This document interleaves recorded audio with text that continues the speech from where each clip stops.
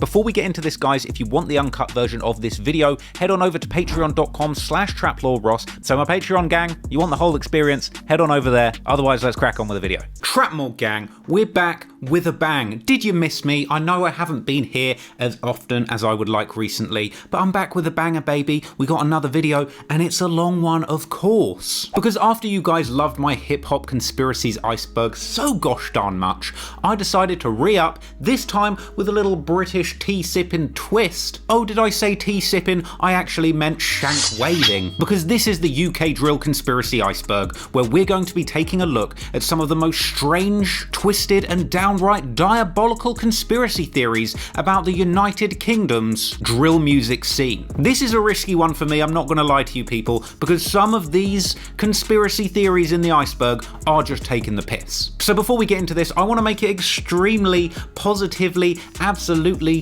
definitively clear, I mean no disrespect by any of the things I'm about to say in this video. Many of these conspiracy theories are indeed that, conspiracies, not true, allegations, a bunch of old made up waffle, if you ask some people. But you know what, there might be a little bit of truth to a few of these things. If you are a shank swinging UK driller and you're upset about anything I say in this video, please don't come for me. I'm a hoe, I'm a bitch, I apologise in advance for any offence caused. And so with that shank blocking disclaimer out of the way, let's dive deep and take a deep dive into some of UK drill's most strange conspiracy theories.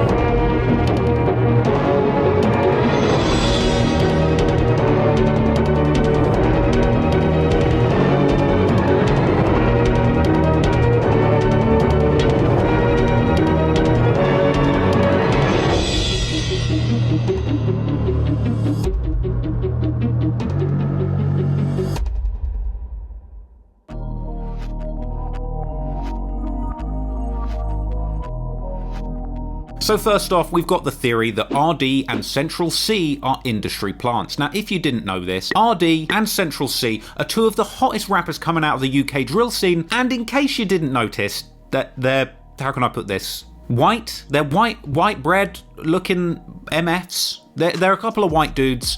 It's a novelty, you know. It's a funny thing that seems to go on in hip hop, not necessarily just drill, but in a genre that tends to be dominated by African American, Afro-Caribbean. If you're in the UK artists, it is a little bit unusual and a bit of a novelty for a white guy to come through slanging that grease. Now, fortunately, in the case of ArrDee and Central C, both of those young gentlemen are extremely talented rappers who deserve a seat at the table when it comes to discussion of the GOATs who have had the biggest impact in the UK drill scene with some of their biggest songs, hitting the charts in ways no other UK drill rappers have. But that doesn't mean they're not still subject to a whole bunch of criticism, namely that they are industry plants, basically fake artists planted here into the UK drill scene by the recording industry. Now, the Urban Dictionary definition of an industry plant is an artist who has major indie label backing their movement but presents themselves as a homegrown startup label to create a pseudo-organic following. They act as if things are miraculously happening for them based on their talent via blog coverage, media coverage,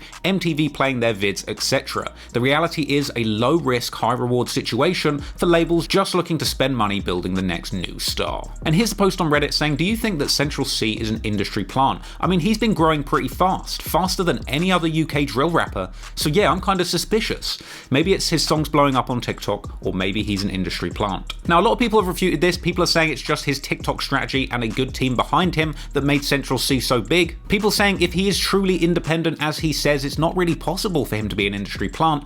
I think he just has good marketing and catchy songs. But Mr. Central C may have been rumbled slightly here because you got people saying independent is a bit of a stretch, and people saying I'm pretty sure that he's signed because I used one of his music videos and got a strike from Warner Brothers. Rumbled Central C. It's the copyright system that gets people unstuck. Let's have a look. How can I be homophobic when my bitch is gay? Central C song Doja, it's been taken over the airwaves. And if you go down to the licensing information, it says licensed on behalf of Central C to Warner Music Group, Reservoir Media Publishing. Warner Music Group isn't very independent, but these days you can never be sure if it's some sort of distribution deal rather than a proper label deal. But let's be real, if you've got Warner Brothers behind you pushing your music out there, you're in your industry. Sorry, Central, your industry. Similar thing going on with ArrDee. At this stage, he is a major label artist. He's signed, he's doing big songs. 4.3 million views 3 weeks ago. ArrDee is on top. He is a big dog. This track, Hello Mate, featuring Kyla, licenses Universal Music Group on behalf of Universal Island Records Limited. Now, just because these artists have blown up, become big dogs in their own merit, doesn't mean that they didn't get that shine on their own, get the recognition of a label, without necessarily being some sort of manufactured industry plant. It was this freestyle Cheeky Bars that originally got ArrDee to blow up to the stratosphere with his unique blend of a white working class geezer persona and a booming UK drill beat that you would usually chef someone to. But ladies and gentlemen, the industry plant allegations are strong with this one, because even this Cheeky Bars freestyle that ArrDee did in the first place is the track, the original organic freestyle that took him to the top, is now currently property of Universal Music Group. ArrDee's Cheeky Bars licensed on behalf of Universal Island Records Limited, BMG Rights Management, ASCAP, Maersk Rights, Sony Music, four music rights societies. It's gone, okay? He's industry. It's over. But anyway, that's the theory that ArrDee and Central C are indeed industry plants. Digga D twerking for his mates. Now, this is actually a reference to an old video circulating on social media purporting that UK drill legend, West London's top shooter himself, Digga D, aka Diggles, rocking it down for the gang like a Meg Thee Stallion tribute act. I'll be honest, I've never actually seen this clip before. This is damning stuff. I don't even know if we can show this on YouTube. This might have to go in the uncut version. Oh man, Diggles, please don't come and chef me for this, because I don't even know if this is real. But this is the video circulating. This is purporting to show Digga D in what looks like Daisy Duke hot pants, brucking it down for the gang. And I'm not gonna lie, Diggles. Listen, I hug my brothers and tell them I love them, but I don't swing that way. But I've got to say, Diggles has got a back on him. Frankly, he's got junk in the trunk, and I'm not talking about a couple of machetes to go and chef up the ops. Digga D's looking kind of thick right here, if that's even him. I don't know what I just witnessed. Apparently, Digga D's twerking for his mates on the internet. They've even got Chirac drillers reacting to Digga D twerking, my lord. We seen his ass. You know what I'm saying? What's wrong with you? This was not needed, fam. That wasn't necessary. We got it. We got it. Before that. God.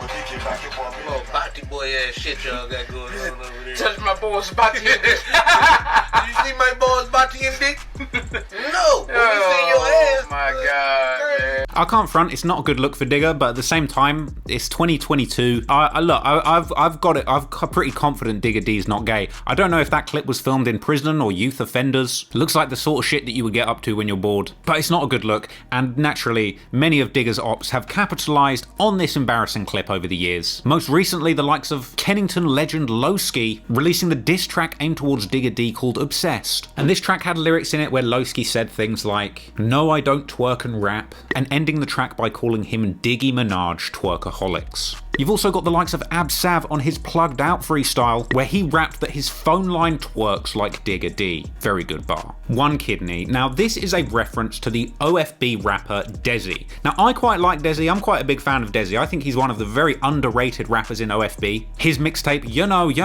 had a lot of standout tracks on it, and in my opinion, the UK drill scene really kind of slept on this project. Now, One Kidney is an insult that tends to be lodged at Desi by his ops, an apparent reference to the fact that many years ago, due to his affiliations in the streets, he ended up getting shot in an incident where he fortunately survived but sadly ended up losing one of his kidneys. There's been a whole bunch of disrespectful lyrics from the ops referencing this incident over the years. TPL have dropped bars like, "Des don't ride cause his kidney's gone, buck into us then your ride gets long, don't lack in traffic like Frogger or you can get shot on your block like Desi." Or E1, one of the most disrespectful ops of OFB, who rapped, "He lost a kidney, so how the fudge can his brethren diss me? Poo Poo My Opps are poo." Now this is a lyric from a famous OFB song called Flick of the Wrist. Now OFB are a legendary group of rappers from Tottenham's Broadwater Farm Estate, with young duo Bando K and Double L's. For for the last few years being two of the most exciting young up-and-coming rappers out of the UK drill scene. But due to their young ages and probably the even younger ages of many of their fans, a lot of people have mocked the younger members of OFB for having dumb lyrics, raps for children, or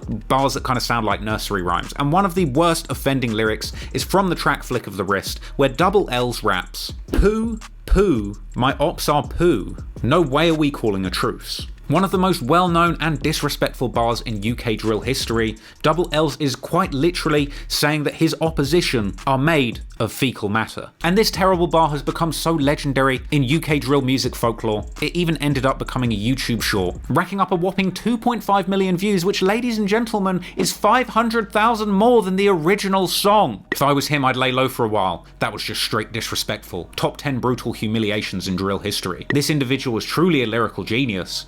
My god, he went too far. That's worse than not inviting your ops to your birthday party. These poor ops will be forever devastated. Double L's literally just took double L's with this one line. It has come to my attention that the individuals with whom I have been involved in a long-standing series of altercations and rivalry with are little more than the excreted product of the digestive system following the removal of nutrients and breakdown of matter into chemical compounds which can be utilized by the body to produce energy via enzymatic reactions, a fact which I must confess forces me to assume that there will be no diplomatically arranged end to our continuing conflict, aka Poo Poo My Opps are poo. I Am Not Edmonton. This is a reference to the rapper E1, hailing from the Edmonton-based crew 3x3, with E1 being known as one of the most outspoken members of the UK drill community, pouring never-ending disrespect onto his ops, and never one to shy away from beefing publicly, as we saw recently with the release of his track Mockingbird, which featured this clip of E1 being kidnapped by his own gang as the intro before it was removed from YouTube by the police. Throughout his career, E1 has unfortunately been caught in several altercations on camera, including this one in the early days of his career as a much younger man, when E1 confronted on a public train by his ops on camera, where he famously claimed to have no association with his native hood of Edmonton. Fam, I am not Edmonton. Are you sure, fam? You can film this. Cause if you're Edmonton, I'm gonna smack your face. Your mum died. On no bro thing, like, I'm gonna smack your face. Bro, don't lie to me, fam. You've heard this numerous of times. Say nothing. Say nothing. You don't even say. Fam, I am not Edmonton. Now, E1 would later claim on his banger of a track Life Story, where he literally tells his whole life story using footage from his life, with E1 essentially admitting on the track that when this altercation was filmed, he had not gotten involved in gangs yet. PS. Now, I couldn't really find too much info on this. I'm pretty sure this is just a famous ad-lib by Zone 2 rapper PS. One of the hardest rappers coming out of the Peckham-based collective Zone 2, sadly only as recently as July 2022, PS had actually been jailed for 3 years for his involvement in an inter-county drug dealing operation. PS also famously accused me of being the police after the release of my Moscow 17 vs Zone 2 video, but I can't hold that against old PS.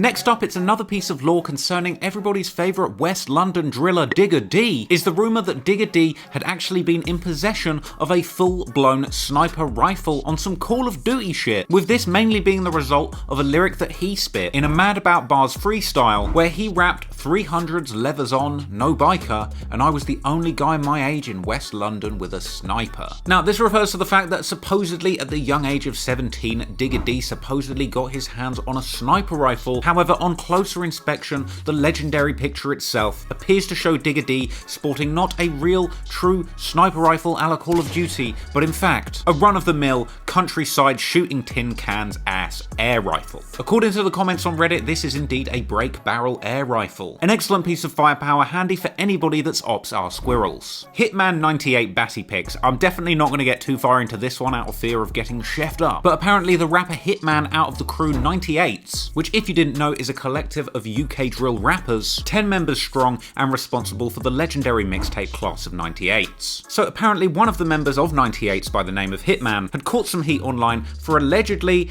showing his ass on some sort of Instagram live, which has since been deleted, but there are a few Reddit comments still floating around suggesting that he was on FaceTime with another dude showing his butt and the guy snaked them and took a screenshot. Now, a lot of speculation as to whether this is some sort of homosexual thing going on. I'm not entirely convinced. There's a lot of people commenting on Reddit that it looks nothing like him and that it's cap, and for the purpose of quite literally saving myself from a chefing, I'm going to agree that this is most certainly cap. S1 was homeless. Now this is a reference to another West London rapper by the name of S1, formerly one of the hottest prospects in UK drill, racking up millions of views on his freestyles and tracks. S1 is affiliated with the West London based group 12 World, who have had extensive beefs with the likes of Digga D and 1011 or CGN. Sadly, S1's career did take a slight slide and he has been called out by some on YouTube as the saddest fall off in drill, with this fall off made even worse amid rumours that there was a period in life where S1 was actually homeless. However, for the record, S1 has denied being homeless in a social media clip. In this Instagram story, in response to a question from a fan, S1 is asked, "Are you homeless?" To which he replied, "I was never homeless, my nan kicked me out due to something that happened, but I got my own flat." Shout out to S1. Ask Digga what happened. Now this is a reference to a legendary moment in UK drill beef history. In the midst of the war raging between the 12 World crew, including S1,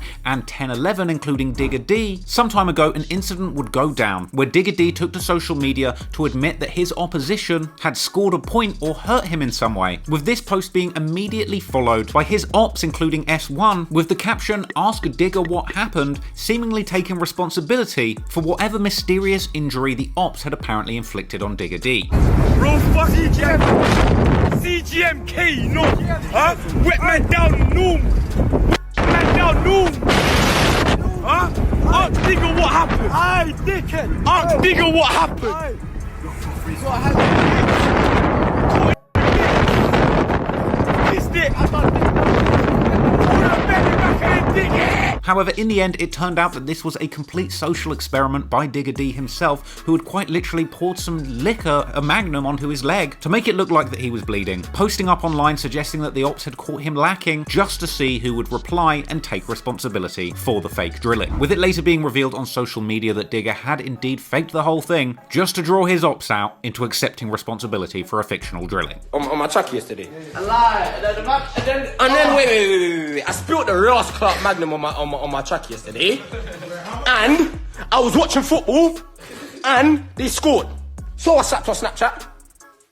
They scored. And now S1's claiming he put. What the fuck? Where did I get put, bro? Nowhere, bro. What the fuck? Them man on some chattings. Lampz in a Harlem Spartans video. Now this one's crazy. If you watch my video on the long and deadly beef between OFB and N9, if you watch that story, you'll know that there is an area north of London called Wood Green, home to the local street gang, the Wood Green Mob, with one of their most famous deceased members known as Lampz, becoming a legendary figure in the UK drill community, being a feared gangbanger who apparently struck fear into his ops, and for unfortunately losing his life in a tragic gangland execution where he was shot in the head in a busy cinema complex. But apparently before his passing, as well as being a rapper himself, Lampz was extremely well plugged in to the UK drill community all over London, including the South London based crew Harlem Spartans, with of course one of their most famous rappers being Loski. Loski's also one of my favourite UK drill rappers, by the way, hard. Clearly Lampz was plugged in Wood Green and Harlem, because he would pop up in the music video for the track Nights in Harlem at around 4 minutes 15. Kwengface intimidating civilians with a Twix bar. Now Kwengface is one of my favourite rappers from the South London Peckham based collective Zone 2. My extended video Moscow 17 vs Zone 2 covered the long and illustrious beef between these two South London sets, but setting aside a lot of the sadness and violence going on between these two South London crews, in spite of all the danger in the streets, Kwengface from Zone 2 does appear to maintain quite a good sense of humour. A couple of years ago, Kwengface actually released this banger of a track, a tongue-in-cheek anthem titled Twix, a cheeky song concept where Kwengface claims to have 2 sticks in the ride like a Twix, a hilarious double entendre where he likens 2 sticks or pistols to the 2 sticks of delicious chocolate that you would find in any Twix bar. And seemingly as a little bit of promo for this track's release, Kwengface aka Nasty would terrorise the citizens of Peckham, threatening to drill them with a real-life Twix bar. You want a box of Twix? You want a Twix? You want a Twix bar? You want a Twix bar? You don't want a Twix bar? Alright, sweet. Huh? What, you're allergic to something? Huh? Vegetarian, so you don't like chocolate? Oh, alright. Cool. Later. Tugga is SJ's half-brother. Now, if you saw my extended video on the war between OFB and N9, you'll know that SJ is one of the most famous members of the drill crew OFB, currently serving over 20 years for the murder of a gang rival. Before SJ was taken off of the streets, he had a very promising career in UK drill, with his track Youngest in Charge Today still sitting over 28 million views. However, not a lot of people know that Tugga, from the fellow North London-based drill crew NPK, formerly friendly with OFB, but internal conflict would turn these two crews into ops, with Tugga eventually revealing online that he is indeed a relative of SJ from now deadly rival crew OFB. Hey Tugga, hey, well SJ's the older brother out of you two, innit? Huh? What? What'd you say? Shut up, man. He's the older bro. AS, are you the older one? You say you're the older one. Ah. Tugga. These times, Tugga's supposed to be the older one, you know? Gang. Bro, that's your twin there. J Hus tries to steal a crate of Lucozades. J Hus, popular UK rapper and UK heartthrob, rising to success off the back of tracks like Them Boy Pagan, Did You See and Must Be, and despite racking up countless silver and platinum certifications in the UK, if YouTube is anything to be believed, J Hus is still so broke he has to rob the local corner store for a soft drink. Because back in 2020, this footage was circulating online purporting to show J Hus gliding into a supermarket and gliding out with Britain's broke-ass equivalent of Gatorade, Lucozade. Slides right in on the hoverboard, look. Backs off from security and everything, and straight out the door, come on. Maybe that's not security, maybe that's the gang then. Straight out, not bothered. You don't know banter, yeah. Stop saying this guy is me, innit? I didn't rob no fucking Lucozades, bro. Why the fuck would I rob Lucozades? I got 6 figures in my fucking bank account. You niggas, when I see you in the road, I'm gonna punch you lot off. So you heard it there, J Hus, he denied this even being him. He apparently has over 100k in his bank account and definitely does not to steal any kind of Lucozade. Soze fighting in Nitty. Soze is a rapper hailing out of 9th Street, a crew hailing from northwest London, specifically the Graham Park estate. This crew does have quite deep connections to the streets. Soze himself has been caught on camera being arrested by armed police on a British motorway. Whoa, whoa, whoa, whoa, whoa! Armed feds. Whoa, they're trying to tee back the man them. So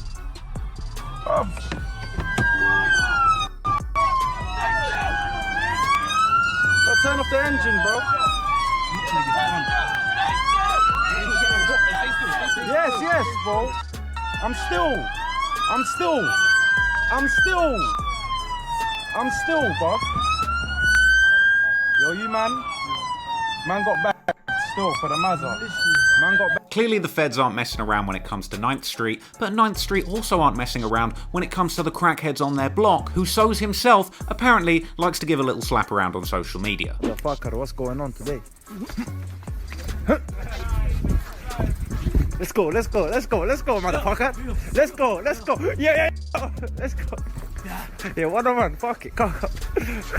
Let's go, motherfucker, come. KayyKayy is Wrech 32's brother. Now, Wrech 32 is a legendary figure in the UK rap scene. His 2011 album Black and White was bangers wall to wall, including the #1 hit Don't Go, and the radio smashers Unorthodox and Tractor. Having had so much success in the charts, Wrech 32 is really more of a commercial, radio-friendly artist in the UK at this point, which is why it's even more crazy to find out that rapper KayyKayy from the crew Sin Squad over on Turnpike Lane is a blood relative of Wrech 32, and one can only hope that some of that music industry success rubs off on young KayyKayy and he can rise to the top of the music game without losing too much to the streets. KY is Walkz cousin, the legendary music producer turned a YouTube reactor, but it turns out he is apparently actually the cousin of KY from the crew MPK, or the Northumberland Park Killers, who, if you didn't know, was actually charged with the murder of a rival from the crew OFB as part of their long-running feud, which I have covered extensively on the main channel. Yeah, with my little cuz. We're in there gonna be reacting to some videos, you get me? He watches the channel as well. The 6'7" girl. Now, I have looked everywhere for the original video of this. I cannot find it. I'm very upset. I would have liked to have seen it myself. But this is apparently the story of a girl who was apparently running around on social media saying 6'7". If you didn't know, 6'7" is a terrifying crew of drillers from South London. That 6'7", I mean, look at that mask. That's just terrifying. I wouldn't want to K these guys. But legend has it, eventually karma caught up, and Mrs. 6'7" was caught lacking by 6'7" themselves, who pressured her in an original must-see video that has indeed been duly scrubbed from the internet. I don't know where it's gone. Obviously, the girl has had this scrubbed from the internet. She's got it taken away. According to these comments, she's put on a whole bunch of weight. She weighs 25 stone now.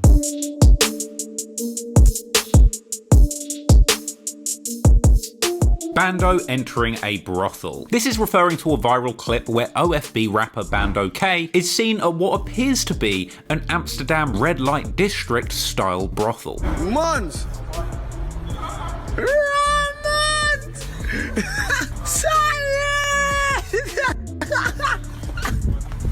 He went in for a fire in the booth for real. Ghostface 600 is gay? Apparently this conspiracy refers to the rapper Ghostface 600, the Lewisham-based masked rapper most commonly associated with the demonic drill collective Block 6. So there's apparently a conspiracy going around that Ghostface 600 or some other member of Block 6 is gay. Now, I can't possibly be homophobic because my bitch is gay, but homophobia or not, apparently this whole thing is just not true. Here's a Reddit post that breaks it down in detail. First of all, there's no gay members of Block 6. Years and years ago, when drill was first blowing up, Ghostface got into a personal conflict with A6 because A6 didn't like that he was being too friendly with Ruggs, Russ and Shiloh. So A6 smacked him up and took his £10,000 from his football contract. Apparently at some point during this beef, a girl ended up leaking a photo she took of A6 in the shower naked, which blog pages then took and made it seem like Dumps and A6 were in the shower together. Apparently as a result of this, people have been going around saying that he or other members of Block 6 are gay. This is played out on the likes of Twitter and TikTok, where numerous clips seem to circulate suggesting that members from Block 6 do swing that way. Dopesmoke never killed anyone. This is a reference to formerly buzzing drill duo VD and Dopesmoke, formerly affiliated with the South London group 6'7". They were most known for their since deleted disrespectful banger Local Shots. Now unfortunately their time as buzzing rappers in the UK drill scene would come to an abrupt end when they both got caught up in a murder charge, with VD ultimately being convicted and Dopesmoke, or Dopey, clinging onto his freedom, with this apparent video of a stabbing and a caption suggesting that VD actually murdered a civilian. The murder itself apparently took place outside of a KFC restaurant in London's busy Edgware Road, with VD only being 16 years old at the time of this murder, the victim themselves being 17, with this being just yet another example of a promising UK drill career and another life cut short as a result of the sad cycle of violence. Huncho pretending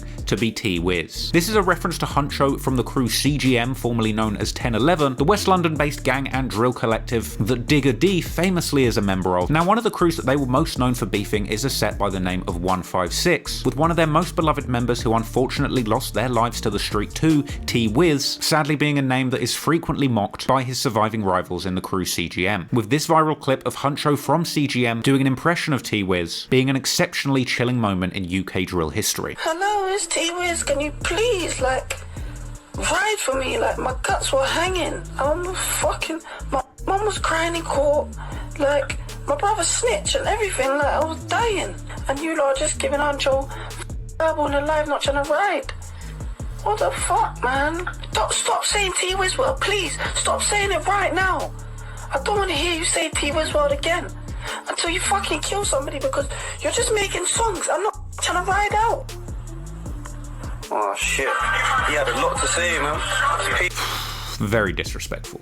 Kodak Black listening to Frosty. This is a reference to UK drill legend Frosty, whose track County Lines went absolutely viral whilst he was in jail, racking up millions of views on YouTube seemingly with no promotion or industry push, with Frosty eventually getting an enormous boost to his reputation when Florida-based rap legend Kodak Black was seen bopping along to County Lines in an IG Live. OSav's IQ is 70. OSav is a rapper from the North London-based crew NPK, or Northumberland Park Killers. He was implicated alongside SJ of OFB and other MPK members in the murder of K1 from Wood Green, a killing that I covered extensively in my OFB vs N9 video. Apparently during that trial, the court actually made a comment suggesting that OSav had a below average IQ. He was diagnosed with attention deficit hyperactivity disorder and had an IQ of only 80. Although the judge had seen him give evidence, it may be to say that his maturity was only slightly less than his biological age. On the other hand, his previous conviction for possession of a bladed article was a point against him. Sadly, his low IQ didn't really score him many points when it came to sentencing, with 17-year-old OSav, real name OJ Hamilton, being sentenced to a minimum of 21 years in jail, alongside SJ for the murder of K1.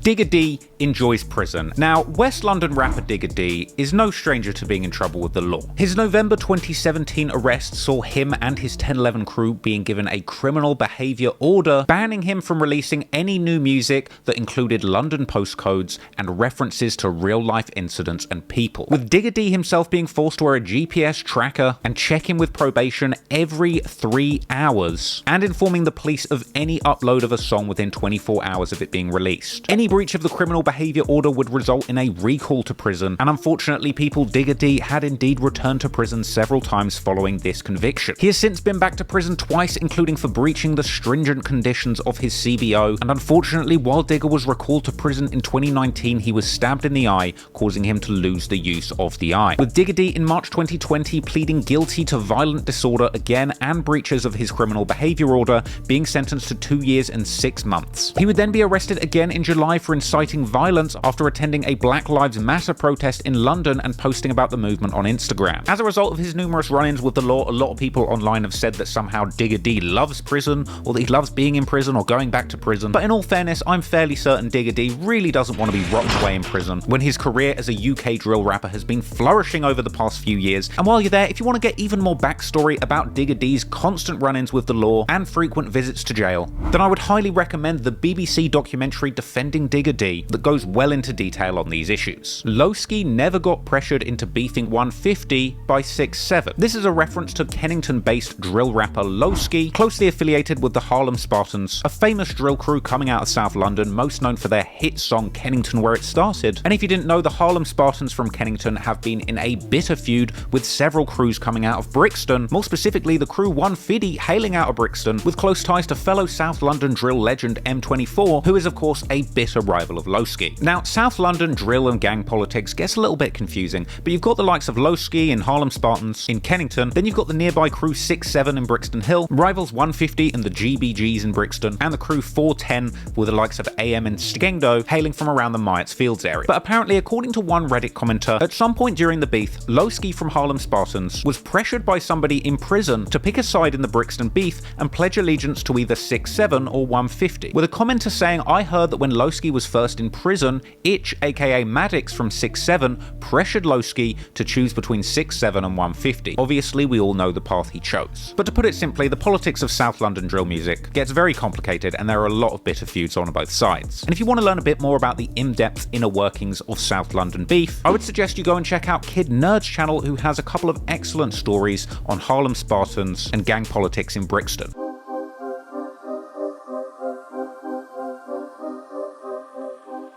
Kidavelli doesn't have £20 to his name.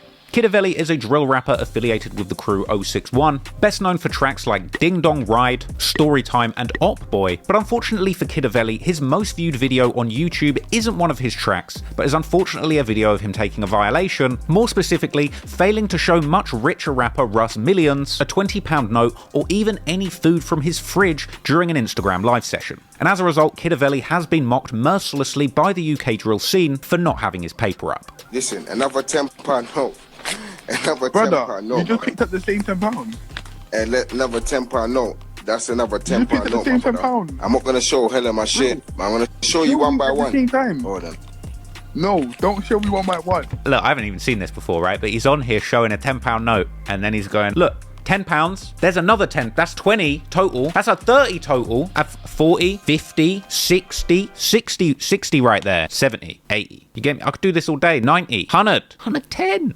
You know what I'm saying? That's what's going on. Another £10 note, my brother. Another 10 Brother, fucking note, bro. You just showed me Nah, bro, £10. I can show you all day till probably about 7 o'clock in the morning, brother. It's not the same £10 note, my brother. But On my show me mother's the life, same it's not the same £10 Show me the, note, show bro. me the £10 together. He's swearing on his mother's life it's not the same £10 note.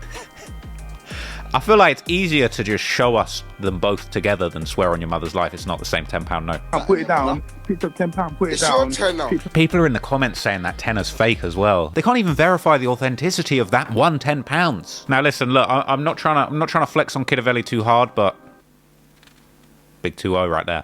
Next. KSI's boxing trainer is NPK. Now, I didn't even know this, but apparently KSI's former boxing trainer, Vidal Riley, who is not just an amazing professional boxer and trainer, apparently also he's an amazing drill rapper in his own right. He's got this track Pointing here, dropped on Grime Daily. He's got nearly 1 million views. He's even got a plugged in with your boy Fumes the Engineer. There's nearly 500,000 views. He's kind of going in over here. Obviously, his main thing is boxing, right? So this is a little bit of extracurricular activity for him, sounding pretty hard. Obviously, he's involved in the drill scene because he's up with Fumes the Engineer, he's jumping on Grime Daily, but apparently according to Reddit, Vidal Riley is actually in these streets. So look at this Reddit post. Is Vidal, the boxer dude, an NPK or Northumberland Park Killers member? I see he has it plugged in and commented on an NPK vid, so I was just wondering since he also grew up in that area. Now this says not everybody from Park Lane is a gang member, but conversely, apparently KayyKayy and Wrech32 are his cousins. And if you didn't know, Wrech32 is a UK grime rap legend. He's got numerous big tracks and freestyles with over 10 million views. Look at this, BBC Radio 1 Extra freestyle, 28 million views. Unorthodox, for example, that was a massive hit. Couldn't get away from that track at one point. Tractor, that was a banger. That was another banger. And then, of course, KayyKayy from Sin Squad on some much more demonic shit. He's all up in a press play with Fumes the Engineer too. So shout out to them, man. But also, I don't want to inherit your ops. So, you know, let's be friends at a distance. SJ used to be Wood Green. Now, SJ, obviously one of the most famous and feared members of the crew OFB, hailing out of the Tottenham Broadwater Farm Estate, rappers from OFB are known to bitterly feud with the likes of Wood Green and Edmonton or N9. However, there is one Reddit post circulating that seems to suggest that an old friendship actually tied SJ, one of the most feared OFB members, to their mortal rivals in Wood Green. So here there's a video where A1 from the 9 claims that SJ used to be a part of Wood Green. If you don't know, A1 from the 9, hence the name, he's from the 9. Affiliated with the crew N9, who once again are fearsome ops of OFB. Get me, man, pick up the little boy from school and that. Hey, Jaden. Chill out. So that's the video of SJ just chilling in a car with some people, but let's have a look at the comments. Bro, that video was taken when SJ was 14, which is when he was still in education and playing for a football team and was not doing up road or music. He never switched from Wood Green to OFB, he was simply friends with a young S who was a part of Wood Green, both played football together, and as you can see, he picked him up every day from school in his car.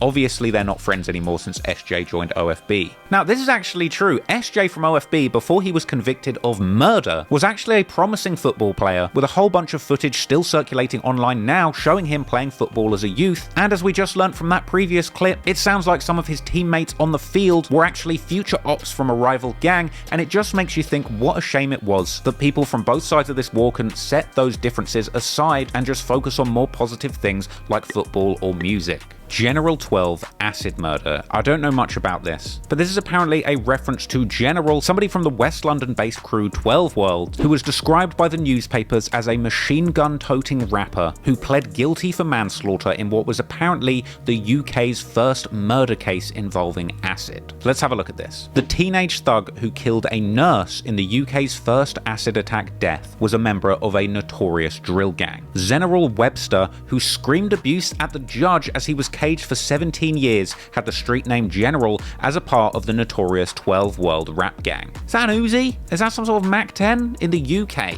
A Mac 10 in the UK. This guy really is the General. He was jailed for dousing Joanne Rand, 47, in sulfuric acid while she was sitting on a park bench visiting her daughter's grave. The mum of 3 was caught in crossfire as Webster battled a rival drug dealer with a bottle of acid in his hand. The woman died 11 days later from multiple organ failure after contracting septicemia due to her burns. Now that is fucked. This guy needs to be in jail. Webster's gang 12 World from Shepherd's Bush, West London, have a long-running feud with 1011, which led to 5 members of the 1011 being imprisoned for plotting a knife and machete attack on Webster's gang earlier this year. That's Digga D's crew 1011. That's what we were just talking about a minute ago. Man, that's the woman, Joanne Rand, who died 11 days after having acid thrown onto her. That is awful. In pictures passed to the son, Webster, who was himself attacked with acid by gang members, can be seen posing with what appears to be a submachine gun known as a Mac and bundles of cash thought to be earned through drug dealing. You think? I don't think he earned those bundles of cash working at the post office. A gang source said General was well known for rolling around the estates with his Mac gun. This became his thing. He was always in trouble and even battling with older gang members of 12 World, which is how he got attacked with acid in the past. And it's ironic that this now became his weapon of choice and this poor woman got caught up in one of his battles. Look at that stack. Ain't that much money. Here he is, seen fleeing the scene with the bottle of acid in his hand. Now, that's how you get caught. If you're fleeing the scene with the bottle of acid in your hand, on camera, that's how you get caught. Wood Green girl getting her face slashed. Now apparently there is a video circulating around online about a girl from the crew Wood Green coming out of North London who had apparently set somebody up and ended up getting her face slashed. Now I couldn't find the clip in question, but I think it might be in reference to this incident where schoolgirls apparently slashed another 14-year-old girl across the face in a video shared to Snapchat, with the girls that did the slashing ending up being sentenced to 12 years behind bars. 2 schoolgirls who slashed a 14-year-old across the face for twisted glory filming the attack in a Snapchat video have been sentenced for 12 years in a young offender institution. The 15-year-old girls acted like gangsters as they scarred the victim for life, leaving her with a 4-inch wound running from her mouth to her ear.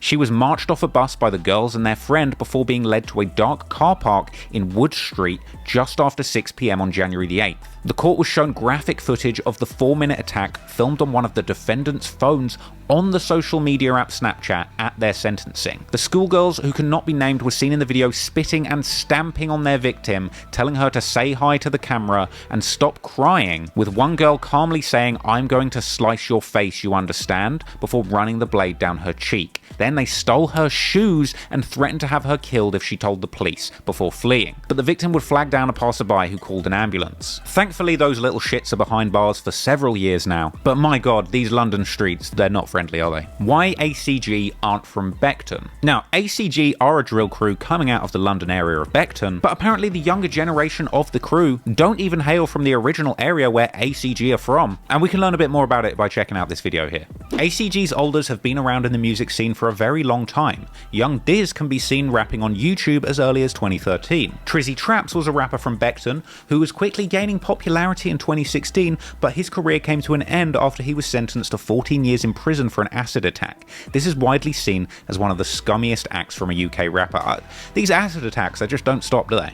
Mover was a popular rapper from Custom House who had a lot of friends from ACG, but he was sentenced to 30 years in prison back in 2015 for a murder that took place during a robbery. I need to find out about the Mover story. A few people have mentioned that to me. In 2017, ACG's boss, Young Diz, and an older known as D-Sav were gaining popularity in the drill scene, and ACG as a whole continued to become more popular. In 2018, a lot of ACG's youngers started rapping, and they made a lot of good songs and quickly became as popular as the olders. It was around this time when ACG's top rapper, Young Diz, was arrested. He was later sentenced to 12.5 years in prison for the kidnapping of a drug runner who allegedly robbed him. D-Sav was also arrested. He was sentenced to 10.75 years imprisonment for attempted murder. The twins were also arrested, meaning that at this point only the youngers were left free. The youngers from ACG that were rapping at this point were Striker, Castro, Ramsey, and B6, but B6 then went on to leave ACG and stop rapping. Striker was arrested at the start of 2019 for the stabbing of an op from Forest Gate. He was originally charged with attempted murder, but the charge was later dropped to GBH and he was sentenced to 8 years in prison. Ramsey was also arrested in 2019 for the murder of an op from CGE.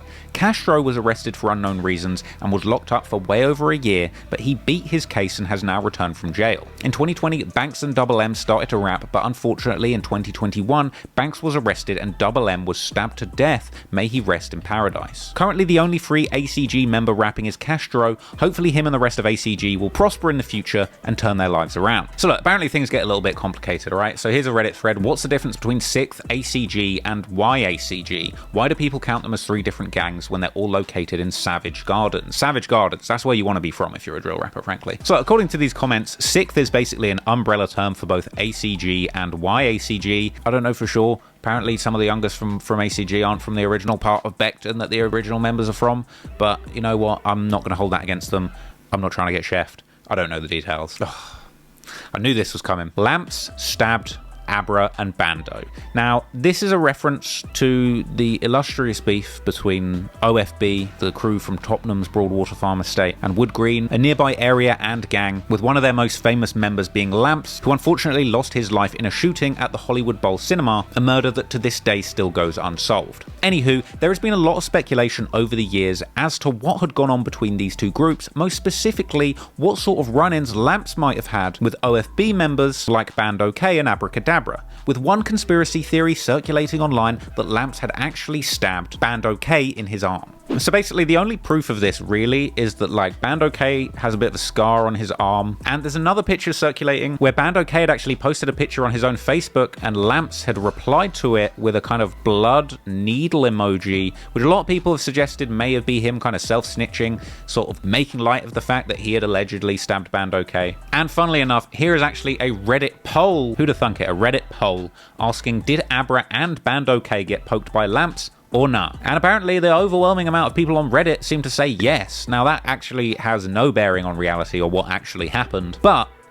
if Reddit thinks it, you know, Reddit thinks it is what it is. Miz shooting Jagaban. Now, this one's a really unfortunate situation, and it refers to the rapper Miz or Mac from the Harlem Spartans, one of the most promising rappers from the UK drill scene, who was unfortunately incarcerated for a period of time due to a case that he caught with fellow drill rapper from the Harlem Spartans, Blanco, where they got caught in a taxi with a samurai sword and a revolver on the way to ride out on the ops. Now, Miz or Mac was duly missed by the UK drill scene, eventually being released from jail and releasing the long-awaited comeback song Return of the Mac, which today sits over 6.7 million views. A banger of a song which really took over London around the time that it came out. And honestly, this track had a lot of people looking at Miz or Mac as the next big UK drill rapper. People were looking at him like his career was about to be way on the up, and it was really hard to believe that he would find himself in another serious legal situation like he did. But sadly, that wasn't the case, and he did end up being involved in a shooting that would see him taken off the streets for another long period of time. So story has it that Miz or Mac was part of a crew that was essentially looking to kill some of their ops, right? They were looking to catch some of their ops slipping, and story has it they were hoping to catch the rapper PS from the crew Zone 2 at a studio in South London, and it turns out it wasn't that person, and this female rapper by the name of Midas the Jagaban ended up being shot in Woolwich, South London, with it being unclear whether this was a genuine case of complete mistaken identity or whether she was part of a group that was being targeted, but she just happened to be the wrong person that caught the bullet. Now, her management would release a statement saying, unfortunately, Midas and a member of management sustained some injuries during a shooting that took place at a studio session. Both Midas and management were accidentally and wrongfully attacked. Midas and the team are strongly against street violence and gun crime, and we are treating this situation with the utmost sensitivity and seriousness. Now, Midas was the victim of mistaken identity, and apparently certain UK drill artists used the music studio that she was in, and the shooters had been camping out to try and get them. And unfortunately, because Midas was wearing a balaclava, the shooters assumed that she was indeed the target, resulting in her and a manager being shot as they left the studio. So apparently Miz or Mac from the Harlem Spartans was a part of the shooting squad, but to make matters even more crazy, apparently the shooters were then chased by police from New Cross to Camberwell, where one individual pointed his gun at the police and eventually 4 men were arrested. And people, the man that pointed the gun at the police was drill rapper Miz or Mac. Body cam footage of the incident where Miz or Mac was caught pointing a gun at the police was released, and here it is on my boy Ape Huncho's channel.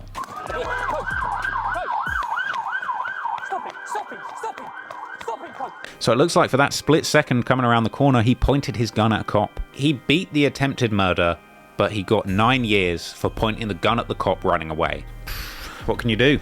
would Green ride out on Kobe's funeral? This is once again another reference to that beef between OFB and Wood Green. In this case, an individual with affiliations to OFB by the name of Kobe was unfortunately murdered as part of this ongoing rivalry. But much is the case in many of these gang war situations, even after somebody passes away, the danger is far from over. Because even when somebody is killed, the ops will often target the funeral for that person in the hopes of catching even more rivals as they gather together to mourn their lost ones. And the UK is not exempt from this kind of gang behaviour, and in the case of Kobe's funeral, apparently members from Wood Green attempted to ride out to the funeral to catch their enemies, but in this case they were caught and intercepted by the police, who chased away the attackers from Wood Green, with the footage being caught and broadcast on British television. I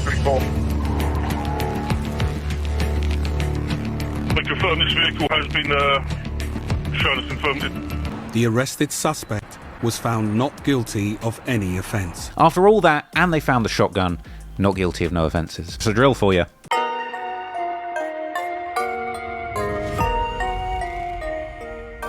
Alright people, we are getting into the deep depths of UK drill conspiracies now. Shabo shooting dead Gora. Now, if you're a fan of the music of UK drill rapper Loski, hailing out of the Kennington area, you might be familiar with the name Gora. Much like names like Tugga and Bibby, who have been disrespected endlessly by UK drill rappers, Gora is an individual associated with the Crew 150, a gang bitterly at war with the Harlem Spartans, of which Loski is a member. Now, Loski regularly dishes out disrespect to his ops in his music, and the story of what happened to Gora is something he frequently makes fun of. Loski's no stranger to saying that he's smoking on Gora or Gores. One of the most famous disses Loski leveled towards Gora was on his early hit track Hazards, a disrespectful drill diss, where Loski rapped, "The shotty is just oh so long, it's looking like Gora's coffin." As well as Loski dissing 150, having had several people from their gang killed. They say 150, but it's 146. True, their friend them dead. He's basically saying they shouldn't be called 150, they should be called 146 because 4 of them have been killed.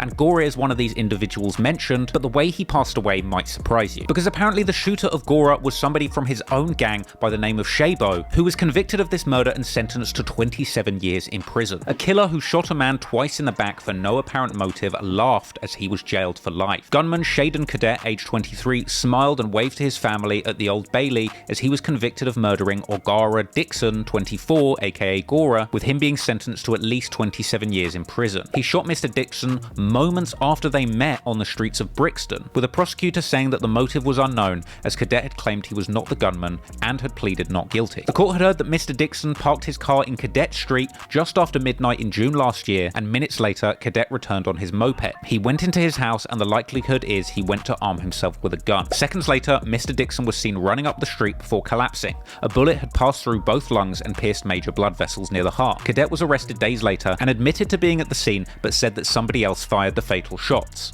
There's a picture here from where the shell casing was found after the shooting. So the courts didn't seem to be able to find any motive for this internal killing between members in the 150 crew, but if the UK drill subreddit is anything to go by, several posts have circulated on there with other people indicating that Shabo had actually killed Gora over money that was owed between them. Newham beef is fake. Okay, well, I don't know the details of this particular one, but apparently Newham, an area in London, and also, you know, with several gangs that affiliate with that particular area, according to the UK drill conspiracy, Newham itself is a fraud. So let's find out what this is all about. And I probably can't play this music. It occurred to me that those who rep and bang for north side and south side of Newham may not actually be from Newham. Sorry, may not actually be from Newham. I don't know what 12-year-old drill fan has made this video, but keep up the good work. First accusation comes from Y.ACG. It's a bunch of lovely looking fellows right there. Looks like the local Boy Scout community activist group. Where are we going with this? Is this, am I supposed to react to some music here? He says, how can I rate that batch? They ain't from Becky, they come from Dag. I believe they're referring to Dagenham, another area of London if you didn't know. How far is it Beckton? Alright, well, to be fair, Dagenham is a whopping 28-minute drive away from Beckton, so that is quite far to go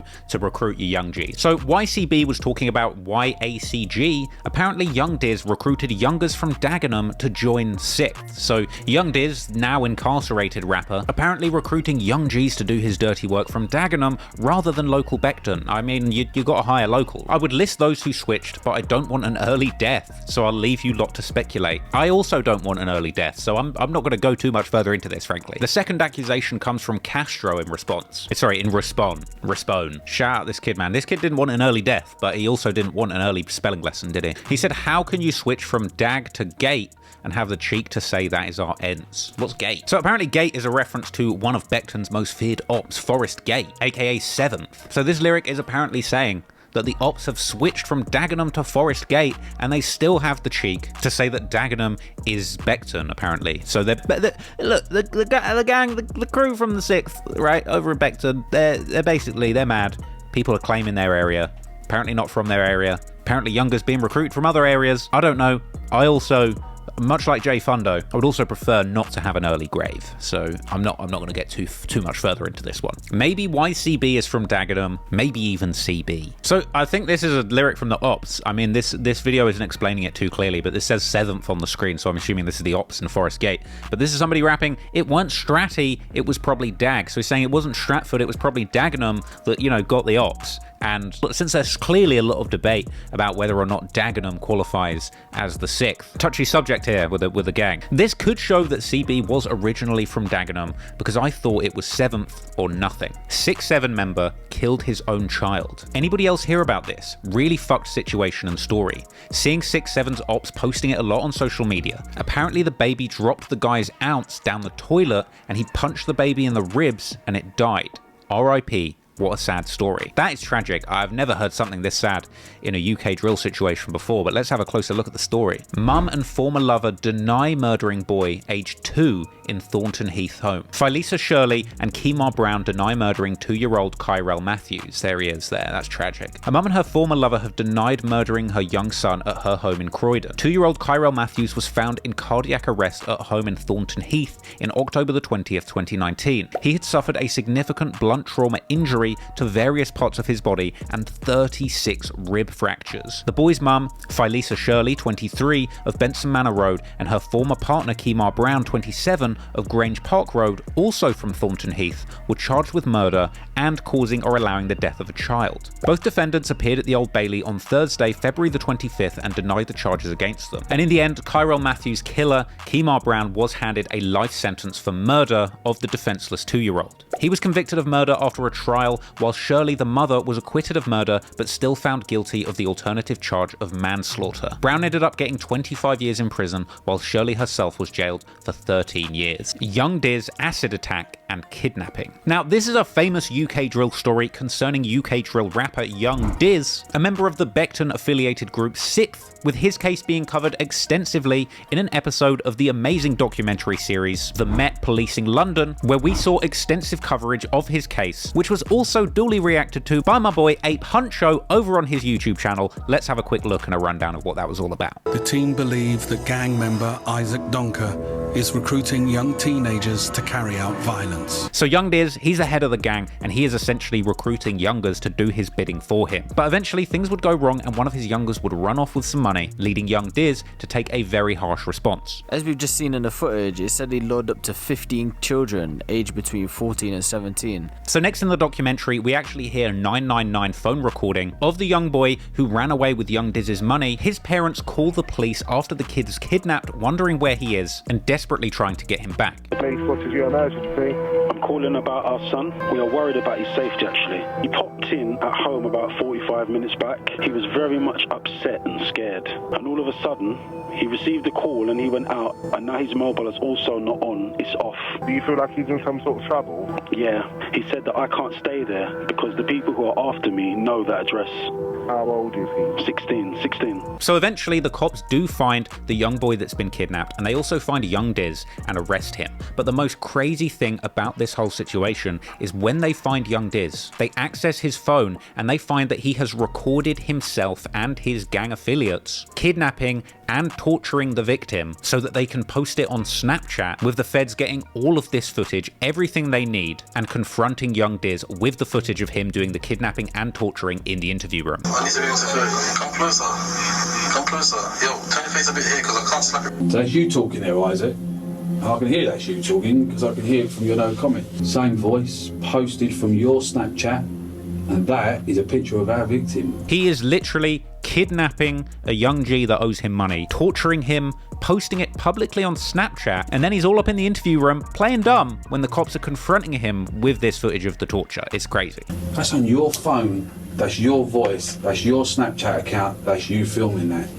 That I'm gonna play to the judge and to the jury. It's not a good look for young Diz. So in the end, Isaac Donker pleaded guilty to conspiracy to kidnap, false imprisonment, blackmail, grievous bodily harm, and perverting the course of justice for attempting to get witnesses to recant their statements and not turn up in court. And as a result of pleading guilty, he was duly sentenced to 12.5 years in prison. But that didn't stop his rap career, people, because shortly after being imprisoned for 12.5 years in the slammer, young Diz would release his latest single from jail. The animated music video for his track, 12.5, an obvious reference to him being sentenced to 12.5 years in prison. The track itself was recorded in jail on a... I mean, I don't even know how he recorded it. It sounds good for a jailhouse recording, but also it doesn't sound good for a rap song. And he's talking all about the case. The whole thing's animated. He's got animated shots of him in court, him in jail, him in the dock, still trapping through the jail cell. It's crazy. I definitely recommend you go and give this one a watch.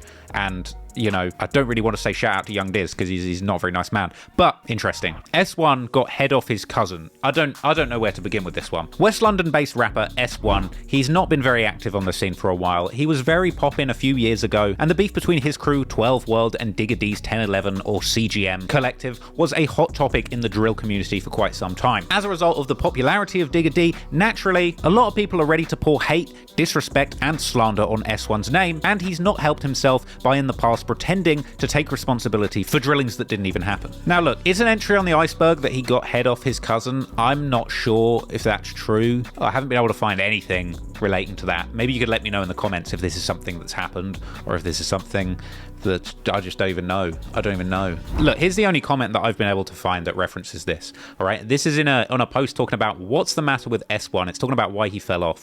But like, I'm kind of out of the loop on this guy. From what I understand, he was certified back in the days, but he did some sneaky shit and fucked up his career or something. Can I get a brief update on what exactly he's done? And here's somebody saying he was doing well view-wise on his songs even after all of his L's, including the Ask Digga What Happened incident. That was, as you saw earlier in the video, where Digga D spilled some juice on his leg and pretended on social media to have been drilled, and S1 immediately came out taking responsibility for this fake drilling, being exposed as homeless. Apparently there was a rumor going around at one point that S1 was homeless, and here it says, I think there was something of him getting uck. And you know what uck is? Off his cousin. Who knows? Look, I can't find anything on that. Shout out S1, he's got some good tunes, but I don't know what that's all about. I know there's just a lot of slander thrown on his name, and you know what I mean? That's what happens when you're one of the most hated people in the community, you know what I mean? The UK drill scene can be very toxic, so I don't know the story there. Remzi OFB killing a civilian over his shoes. Now, this is the story of an individual named Remzi who's affiliated with the crew OFB, hailing out of Tottenham's Broadwater Farm estate. I've said it many times in this video, but I'll say it again. The Broadwater Farm-based OFB crew are certainly not anything to be messed with, but in the case of Remzi, a very unfortunate incident unfolded where a 15-year-old boy ended up losing his life over a pair of shoes. Murderer 21 is jailed for life for stabbing 15-year-old boy to death as teenager confronted him over robbery of another boy's £90 pair of Nike trainers. The individuals in question there. Romario Lindo grabbed Perry Jordan Brammer by the neck and stabbed him 10 times on the Broadwater Farm estate in Tottenham. He did it on the farm, after the teenager had stepped in to help a 14-year-old boy who had been robbed of his new trainers. The boy would die from his injuries 5 days after the attack on August the 30th. Lindo, who lived on the estate, was found guilty of murder and sentenced to life in prison with a minimum term of 21 years at Woolwich Crown Court today. He had previously pleaded guilty to robbing the 14-year-old whose JD Sports bag containing the trainers was snatched by Lindo following a tussle, but he denied murder. Now, following this incident, there was a lot of speculation as to whether Remzi himself, being convicted of the murder of a civilian, would be kicked out of OFB as a collective. People were questioning this on the UK drill subreddit, saying, is Remzi kicked out of OFB or not? Because on the OFB Instagram page, it says free Remzi. Here we've got a post from Brads from OFB, who was famously incarcerated with OFB head honcho Heady One, posting a picture of Remzi saying happy happy birthday, freedom is a must. S13 stabbed 25 times. So S13 is a UK drill rapper affiliated with the crew CGE. He's known for tracks like his song Custom Juice, as well as having had several popular freestyles like the Lightwork freestyle over on Press Play Media and a Next Up on Mixtape Madness. So let's learn a bit more about his crew. The 13th, also known as CGE, they're based in the Plaistow area of Newham, mainly in and around the Chad Green estate. S13 is listed as their most notable member, and they're allied with the crew 7th coming out of Forest Gate, with their ops being 6th or the ACGs in Beckton and the 16th or Custom House. So despite being a popular UK drill rapper with a couple of hit songs and freestyles, unfortunately life hasn't always been easy for S13. Man found with stab wounds in Plaistow. This is all the way back in 2015. A man was found suffering stab wounds in Plaistow last night. Emergency services called to Sewell Street at around 10 PM last night, where the victim, believed to be in his 20s, was found. He was taken to an East London hospital where his condition is currently being assessed, but is not believed to be serious. But apparently since then a lot has gone down, and I think only at the start of 2022, S13 was actually arrested for the murder of a rival by the name of Y Grinner. Not only that, but apparently videos still circulate on YouTube showing Tiny Striker and S13 shooting at their ops. Damn, I mean, you can't see much, but that is a shootout. Like, you got a guy running along here with a strap. This Don's going to turn around and shoot off the strap. Oh no, this Don's going to turn around and shoot the strap. Here we go. Pow. That's crazy. For the record, I've seen a lot of comments on the S13 stuff to say that it's unclear how many times he got stabbed. I've seen people saying 25 times, 23 times, 14 times, 16 times. I don't know. Getting stabbed ain't pretty no matter how many times you get stabbed, frankly. So, you know what I'm saying? Apparently it happened years ago, so I'm not going to say get well soon, but get out of that street life, man. That's no good.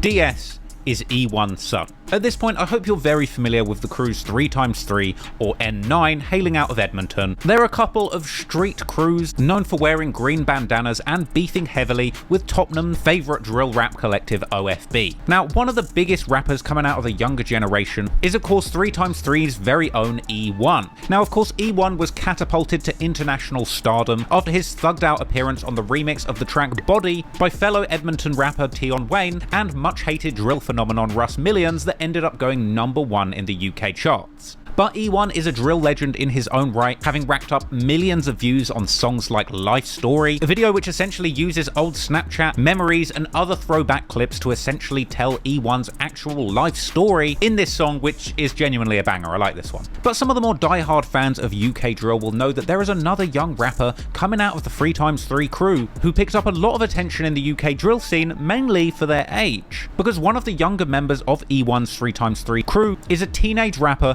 who goes by the name DS. Now, DS's music tends to be quite hard to find on YouTube because a lot of it gets taken down by the Met Police, as is the case with many UK drill bangers. But a few re-uploads of these songs do exist, like this one for the track Latex Gloves that ended up getting a lot of attention when it was released. Now, as far as I understand, DS was only 14 years old when this song was released, and if you pay attention to the lyrics, he's talking about a whole bunch of violence, stabbings, drillings. It's crazy stuff for somebody so young. Now, it would appear that due to the close association between DS and E1, a lot of people seem to have assumed or jumped to the conclusion that he is somehow related to E1 or that he is E1's son or brother, but some have even gone as far as to say that E1 has actually groomed this young 3x3 member to be part of the gang, something that E1 actually addressed in his lyrics on his Mad About Bars freestyle rapping. They say I'm grooming, I say I scout, all of my little bros are gonna make it out. So look, if you ask E1, he's not grooming anyone. He's just trying to help his little brothers, his little friends that came from the same difficult and violence-torn blocks that he is from, to try and make it out of this difficult situation with music. Sadly, this might be quite difficult for the likes of DS, as he, even at such a young age,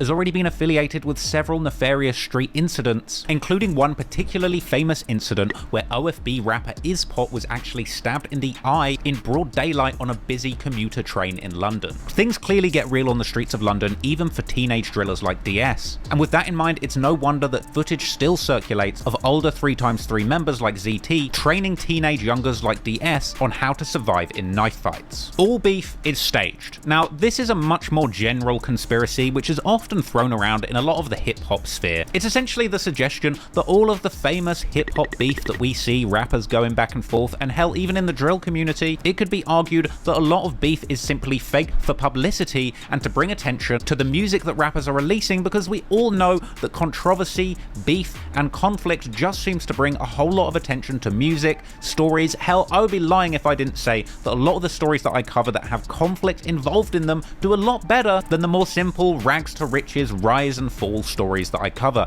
There's just something about conflict. I don't think it's just a hip-hop or drill music thing, but I just think as far as storytelling goes, everybody has conflict and struggles in their lives. Everybody has an op, everybody has an enemy, and I think it does make a lot of sense that a lot of the stories or pieces of history that end up being very famous, very highly debated, and picked apart often relate to conflict when two sides disagree and violence ensues. I think it's just part of human nature. I honestly don't think much of the UK drill London beef is staged, though as part of this iceberg we have looked at several situations where certain drill rappers might not be from the exact area that they claim, or individuals maybe were friends previously and kind of beef starts from that, or even situations where individuals hate each other and then they end up becoming friends for other reasons like music or money, or they can just squash the beef. I think a lot of those situations make people think that a lot of musical beef is fake, and I do understand why the conspiracy theory that all drill beef is fake would be appealing, but honestly I don't think that's true. PS is a spice addict. This entry relates to Brixton-based drill legend PS, most closely affiliated with the crew Zone 2. Now at this stage in the story you might already be familiar with the fact that PS is really no stranger to getting in trouble with the law. Sadly, only as recently as this year did he find himself once again behind bars for playing a part in a drug dealing operation. PS sadly has been in and out of jails during his adult life. Now I'll level with you, I've never been to jail, I've never been to prison, I don't really know what it's like.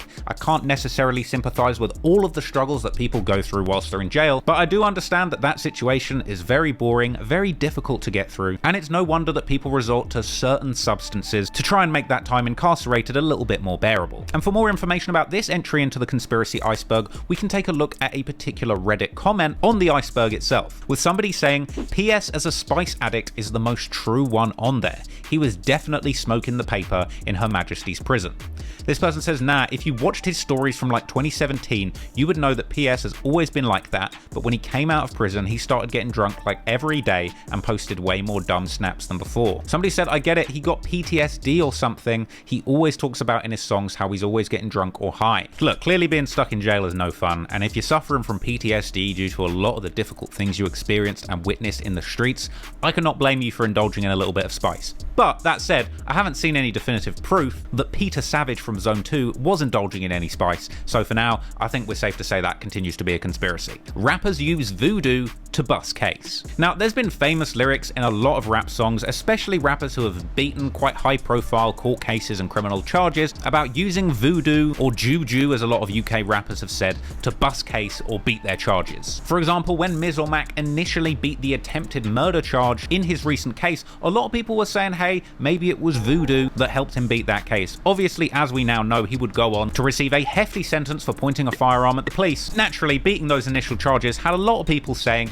that Miz or Mac was doing some kind of magic, but he's not the only one. In fact, he is not the only one in the Harlem Spartans crew to have such an incredible finesse out of serious charges. Because in response to Miz or Mac beating those initial charges, a lot of people were in the comments saying Miz or Mac defo has the same lawyer as Loski. Ain't this the same guy who got Loski off? Some of these lawyers are fucking top tier, man. Even outside of the drill thing, some of the stuff people tell me is crazy. Makes sense to spend big money on a lawyer. Now, Loski is a very interesting case. Loski was caught with a gun in London, which is a big no-no. You can't have guns in England. If you get caught with a gun in England, like, you're done. You're going to jail for probably years. Basically, if you get caught with a gun, that's it. There's no argument. You get caught with a firearm, you're basically done. But in Loski's case, he managed to finesse it. He was caught with a gun, and he ended up going to court, right, and telling them a drug dealer forced him to carry the gun. A rapper told the court he was forced to carry a gun by a man from whom he bought cannabis, who shoved the weapon in his face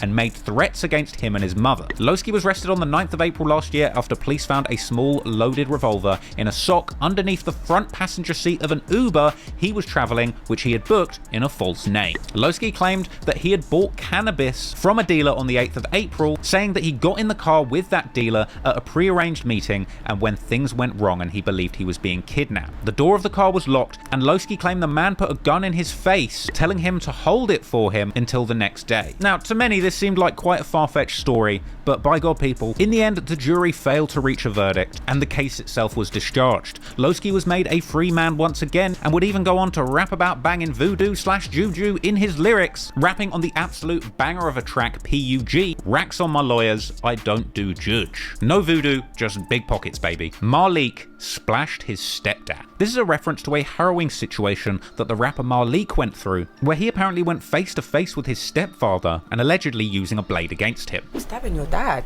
Yeah.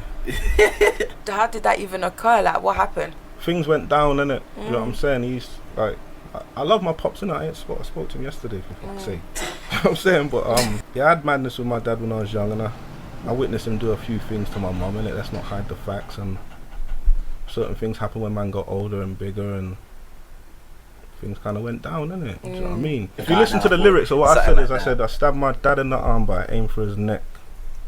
Yeah. And I've smashed up my stepdad numerous times. I got them both back for numerous domestic crimes in front of my eyes. I'm an antisocial guy.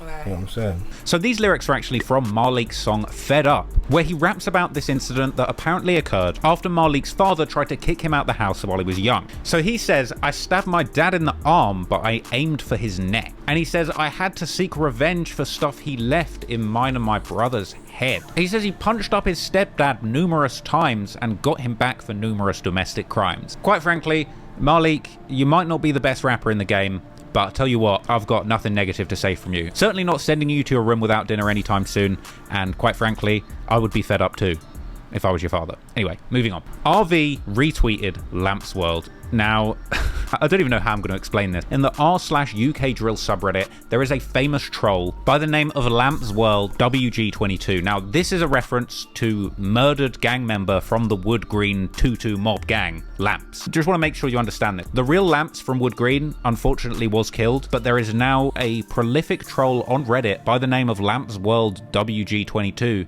who is known for just relentlessly trolling the UK drill subreddit, being extremely over the top. It's hard to really encapsulate just how legendary Lampz World WG22 is in the UK drill community. But anyway, the fact that this top level troll, who is only concerned with basically just pure mockery and trolling of other fans of UK drill, it's actually an insane moment that a real driller like RV, who if you don't know is a very senior and respected rapper / operator in OFB, Broadwater Farm's most famous gang / hip-hop crew. And it turns out RV himself ended up retweeting a troll post by Lampz World WG22, essentially mocking famous UK drill producer and YouTube reactor produced by Walkz, asking, did Produced by Walkz ruin drill? And he said, I know this man has bare fans on here, some of you pay for his Patreon fam, but hear me out, and then he just proceeds to rip into him. But RV retweeted this, that's a pretty big moment. People are saying in the comments, he's made it out. Lampz World is going to get UK drill out of the hood. Everyone's basically congratulating Lampz World for going clear. Like, the fact he's got a retweet from RV, you know, a real dude involved in what's been going on in the streets, that's quite a big W for Lampz World. People are saying, I'm shocked that RV didn't catch on to the username, or maybe he just doesn't care. People are saying, Lampz World 22,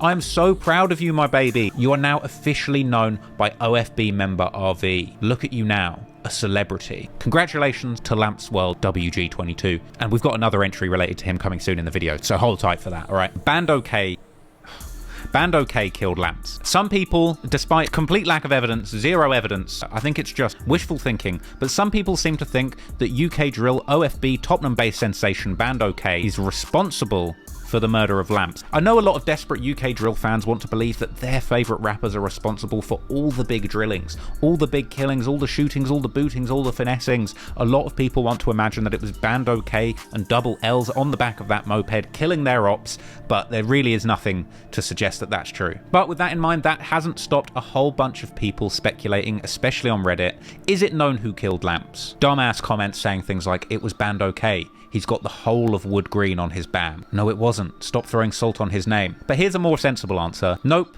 Still to this day, the Met Police are clueless on who killed Lampz, because unlike the K1 murder, whoever murdered him actually knew what they were doing and executed the murder by shooting him whilst on a moving moped with helmets on at a quiet time, then just speeding off and disappearing. No forensics, no nothing. Lucci eats his ops. So if you're a true UK drill fan, you will already know who Lucci is. He's affiliated with Block 6. He is the original demon rapper, and I'm not talking about demon like how people say King Von was the demon of O Block. No, Lucci is a real demon. He's chilling with Satan and them. You'll probably know him from wearing this very scary, demonic, long-nosed devil mask, rapping about all kinds of chefings, splashings, stabbing an op in the neck until he felt their bones. Lucci is a truly terrifying drill artist, but I've got to respect him because he really is the first person to kind of merge this sort of goth, devil, horrorcore style of music with the drill. And it makes so much sense. Why aren't there more kind of like demonic, horror-based drill artists? I mean, the music's all about killing and death and murder.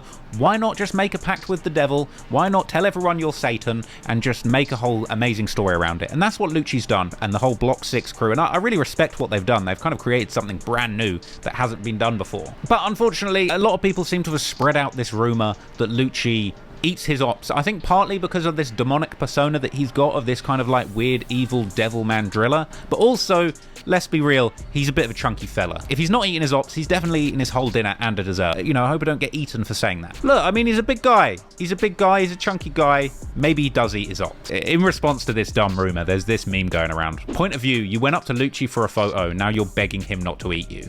That's it.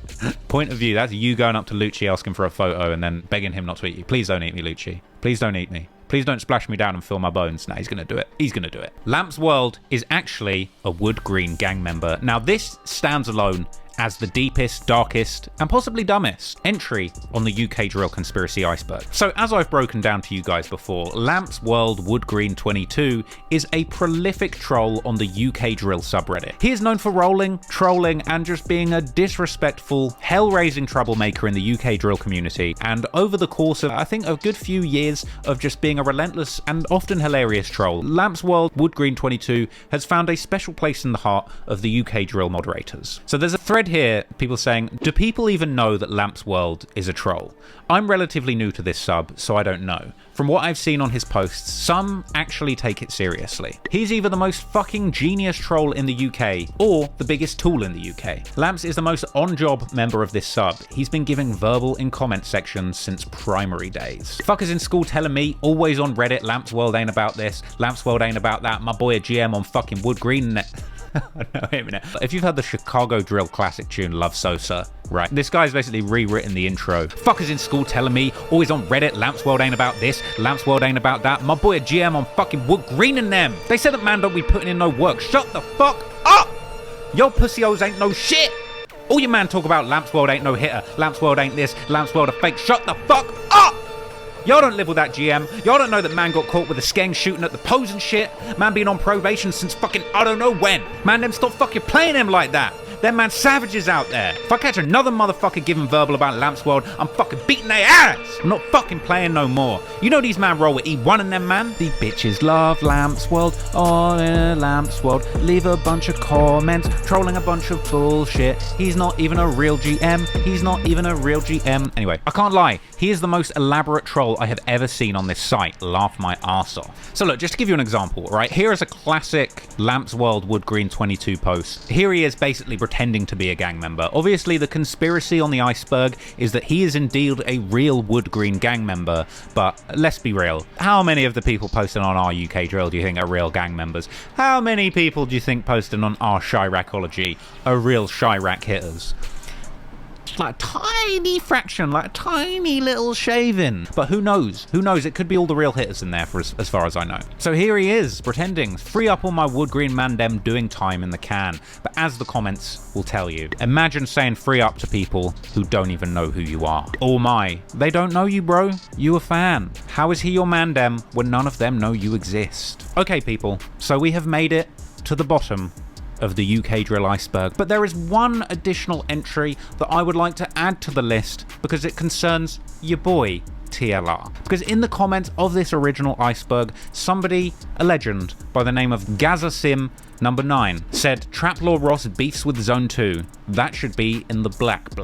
Trap Law Ross beefs with Zone 2. As I've said numerous times in this video, some of the information that I've mentioned here has already been covered in several of my extensive documentaries covering gang politics all around the world, including London. And I've also mentioned numerous times my own documentary on the bitter war that went on between Zone 2 in Peckham and Moscow 17 in Elephant and Castle. This was a long and detailed video that essentially broke down the big and bitter war between these two warring London postcode gangs. But in response to that video, I caught a little bit of backlash, and there were actually numerous people in Zone 2. Zone 2, yes, the terrifying South London based gang, known to have claimed many lives, yes, I'm aware. They weren't too happy. A couple people posted me on their Snapchat stories. One particular person who has been mentioned numerous times in this Iceberg video, Mr. PS, Peter Savage himself. With PS himself posting this photo of me along with the caption, "This lil prick used to work in prisons, don't be alarmed, basically a fed." For the record, right, I broke this down, I gave my entire response in this video, Trap More Ross, over on my second channel, where I essentially responded to the allegations and explained that I am indeed not a snitch. Frankly, if anything, I was delighted to have cemented my place alongside the likes of DJ Vlad and Adam22 as those individuals that are so prolific, so influential in the hip-hop community. People have decided they must be the police, they must be working with the feds, their information and their videos are just too damn good. But people, I'm not a fed, okay? I never worked in prisons. I went to a prison one time, I went to Strange Ways in Manchester. Your boy was doing work experience in criminal law. Not very gangster, not very fed, is it? But that's how the streets goes. You make one little documentary about the gangsters in your neighborhood, and all of a sudden you are #1 fed, DJ Vlad #2. But quite frankly, I am delighted for my boring, pasty ass to have ended up being a piece of UK drill folklore, with me claiming my rightful place at the very bottom in the deepest, darkest, sneakiest depths of the UK drill community, right where I belong.